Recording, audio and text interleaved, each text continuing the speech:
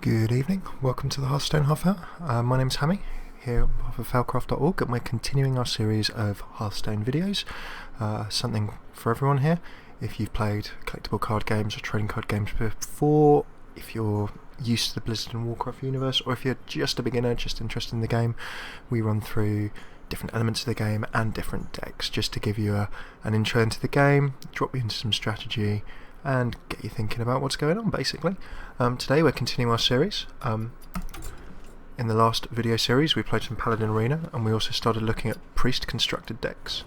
So in our last episode we ran through the key elements of a Priest deck, how it works, and we took a look at a Priest deck that I've got together as a bit of a draft. By no means is it perfect, but it runs pretty well. It's got several of the key cards in. Since taking a look at it, I'm going to make a little tweak. I'm going to try and drop a Spellbreaker in instead. Now I don't know if I've got a Spellbreaker. I would very much hope I do. That battle cry of silencing minions, so if we have a look at this gent, silencing minions is pretty powerful, and you see Spellbreaker drop into a few decks. So given his 4/3, I'm going to swap him in for my light spawn. We also took a look at some of the high level cards in the deck, and the goal of this deck was very much to try and trade as much as possible, use the Northshire Cleric to draw with Priest early game, stay tanked and protected to mid game, and then start cleaning up with Ragnaros in the late game. So without further ado, we last episode ran through how you could put together a basic Priest deck and some of the strong points and weak points of it. Now let's jump straight into play mode in a competitive ladder match, and 2 seconds and we just when you do play in play mode, if you want to play unranked, it automatically starts in unranked mode. If you check this button in the top right, it will jump into your ladder. So at the moment you can see I'm slowly trudging my way up through gold to 2-star gold.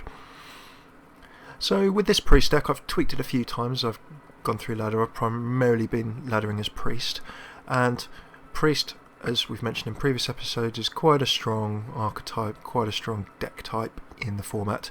The reason for that is control.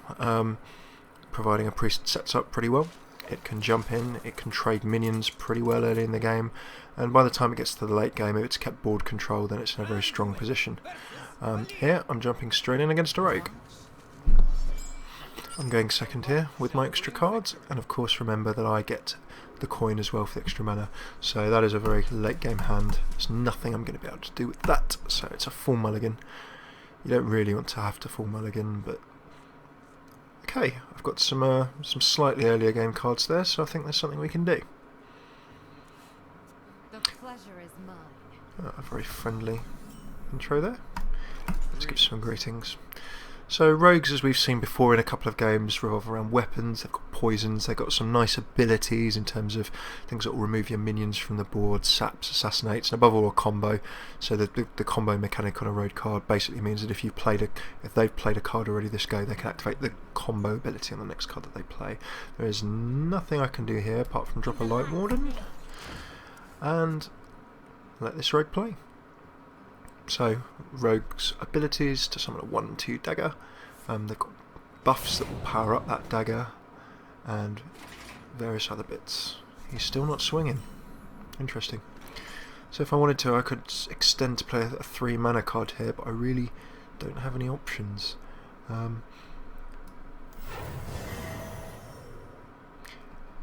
It didn't do anything. The character has to be healed of damage to gain the attack on the Light Warden ability. So both of us staring at each other, not being able to do much yet.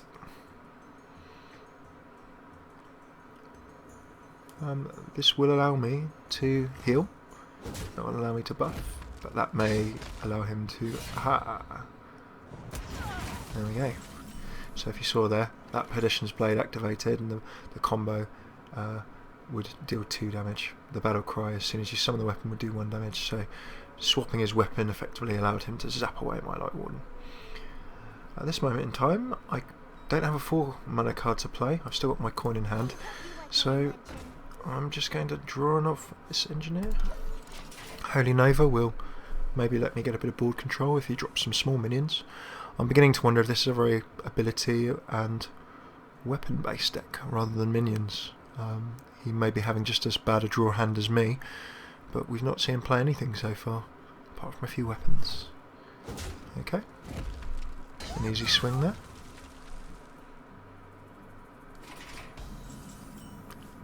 Still not too much going on.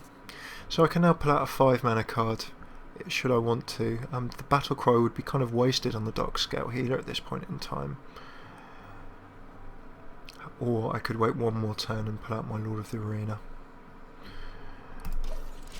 Dropping the Dark Scale Healer would have allowed me to attack next game if I'd used my coin.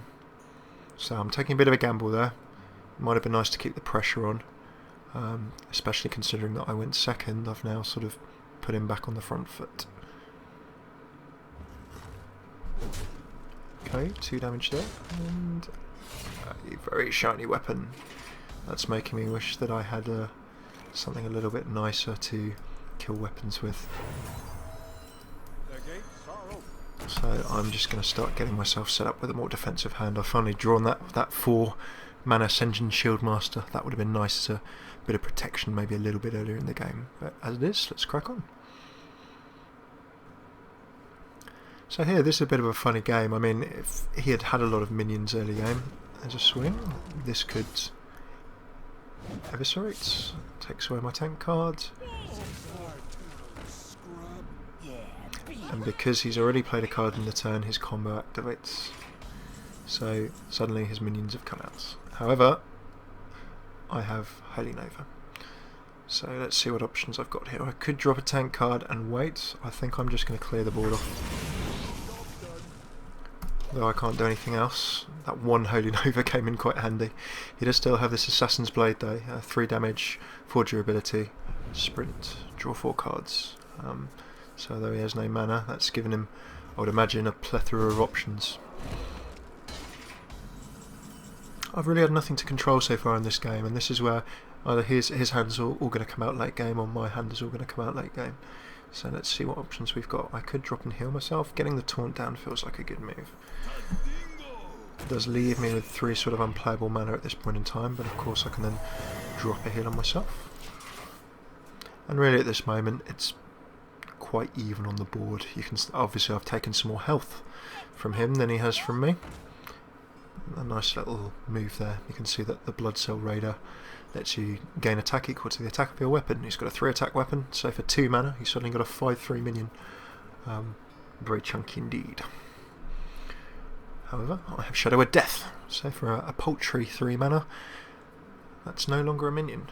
In terms of the mana trade, you can see he spent 2 mana and I spent 3, so although I don't really come out on top in terms of making him waste mana, at least I can remove the threat.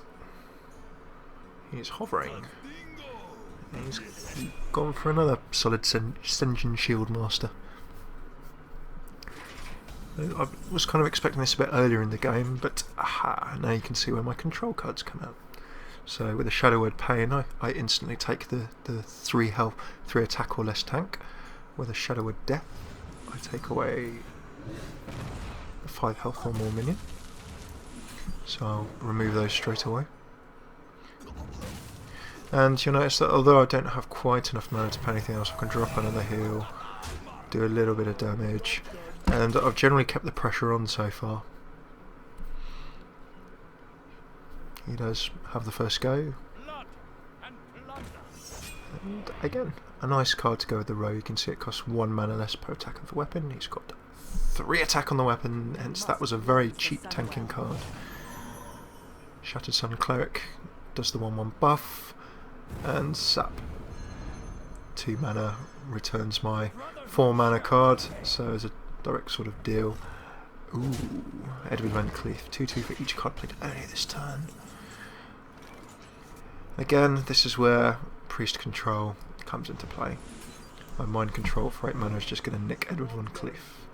So he can start attacking my hero, he can come straight in and get rid of this Edward Van Cleef, but I've suddenly got a very painful minion. I can trade away this, deal 1 damage and draw a card. These 2 minions can now do 7 if he so chooses to pick it off. He's not quite sure what else I've got in my hand. He's seen me play 1 Shadow Word Pain and 1 Shadow Word Death, so he knows that they may or may not be in my hand. Blade Flurry did 3 damage to all enemies, and he's kept some more cards on the table. Defender of Argus, again a very solid card, giving +1 and taunt. to either minion, and he's actually got board control at the moment, as you can see here. Suddenly the game has evened up very quickly, so I need to think my moves over quite carefully now. 10 mana, so we're right into the late game. I could drop 2 taunting minions and give him something to think about. I could immediately destroy a minion with 3 or less attack. Defender of Argus' battle cry can't be taken back now, so that won't be removed even if I take away the Defender of Argus. I can mind control a minion, but that's not going to help in huge amounts. The Darksteel Healer will get healing back on the board. I think that the strongest thing to do is this for the time being. Now the risk is that rogues have got quite a few cards that can, as you just saw, sap, return a minion to the hand, destroying damaged minions, destroying undamaged minions, depending on the amount of mana that they're spending. So it's a bit of a gamble there, but I'm definitely giving him something to think about. 1 to all minions and draw a card. He's got a weapon he can now swing with, and he's really shaping up to get rid of my tanks and put some pressure on me there as well. Now if we just have a quick look at his weapon, he's got a 5/3 weapon, 9 damage, 13 damage, 9 damage, yes, 13 damage, 17 damage. That's actually me done next go, unless I can find an answer to this question. So I can take away his Argus, I can drop another tank, I could just mind control something straight up, but he's got that 5 damage weapon as well. So it feels as though let's take out what we can with control cards to start with. He can still do 9 damage between his weapon and his acidic swamp ooze. I've got 7 left. I really probably need a tank to at least take 1 swing away. He could trade and then do the damage to me. I can drop Ascension Shield Master and an Ironfur Grizzly. The alternative would have been dropping a heal on myself, so it's a little bit of a top deck situation once he pulled off the top of his deck. He will have to deal with those 2, and if he can't attack me or remove those minions, he'd have to kill both of those. 7 attack, okay, and eviscerate. So he gets rid of 1, he can then deal with my minion, and he can attack finally with his Swampies. Okay, so he's now put himself down to 7 health, but he can do 11 next go. My Spellbreaker that you saw me just draft into my deck could actually really help here. You can see the battle cry silence a minion. I can immediately not only remove the taunt on this, but the 1/1 as well, so he'll drop to being 3/2 again, like he used to be. Doesn't mean I can kill him, but it means that I can do a little bit more damage. Restoring 2 health would put me to 10, another heal would put me to 12 for 7 mana, and that would prevent an immediate knockout. The alternative is that I mind control and go on the offensive, but then it all depends what he top decks next go. It could be a very quick kill. There's also, I'm just working it out, I don't think there's any way I can kill him in 1 go either. I can't put a tank card. Taking control of the minion could mean I could do 4 and leave him on 3 damage and heal myself for 2, but it would all depend what he drew next go as to whether he could do that additional damage or not. It's a gamble, I'm going to go for the gamble, but the mind control element also means that I have a tank in front of me too. So, what's he drawn? If it could kill that minion, I'm in trouble.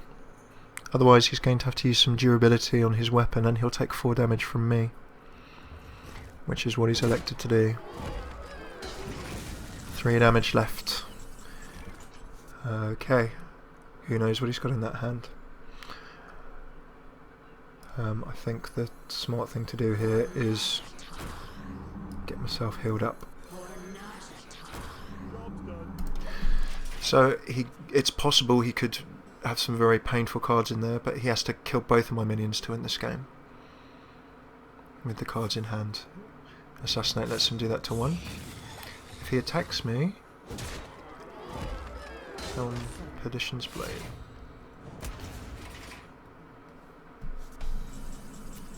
Unless I missed something, I've just won this game. I haven't missed anything. Good game.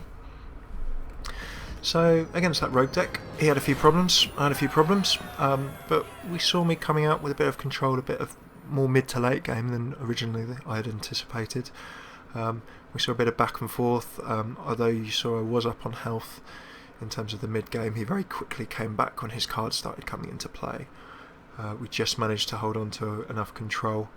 You saw the Shadow Word Deaths, Shadow Word Pains being able to pick off minions, Mind Control being able to nip away some key minions at key points, and then some of the healing of the priest deck come through, so that I could ultimately just hang on for the win and keep control of the board.